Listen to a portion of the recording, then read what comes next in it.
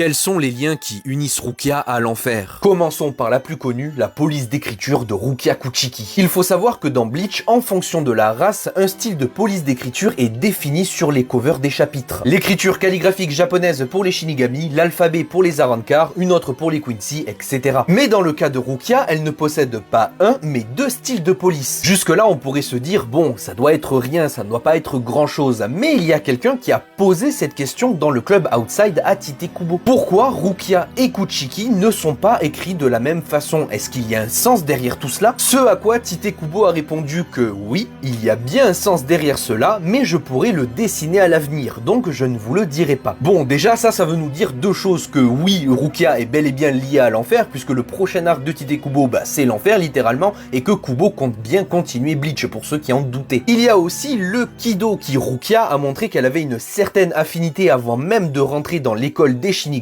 et le Kido, je le rappelle, veut dire littéralement en français la voix démoniaque. Elle ira même choquer Aroniro avec sa maîtrise en Kido, et si je ne dis pas de bêtises, ça c'est une information à revérifier, le Kido et les holos de l'enfer qu'on peut voir dans le one-shot possèdent tous les deux le même kanji. Mais encore plus récemment encore, avec le cas de Ichika Abarai, qui est la fille de Renji et de Rukia. Elle a été la première à ressentir et à voir les holos de l'enfer. Pourquoi que elle et pas les autres? Et bien tout simplement parce qu'elle est la fille de Rukia, qui elle-même est liée à l'enfer. Dernièrement, dans la première page du premier chapitre de Bleach, on peut voir un papillon de l'enfer accompagné de Rukia. Et comme le dit Zaya Laporo, les papillons de l'enfer ne portent pas ce nom pour rien. Voilà en tout cas tout ce que j'avais à dire par rapport au lien qui unit l'enfer et Rukia. Et pour une vidéo beaucoup plus complète et beaucoup plus riche en informations, je vous conseille la vidéo de Farem qui est sur YouTube. Il explique beaucoup plus mieux que moi et prend son temps pour une vidéo beaucoup plus longue. En attendant, n'hésitez pas à me suivre sur Twitter et TikTok, et moi sur ce je vous dis à la prochaine et vive Bleach.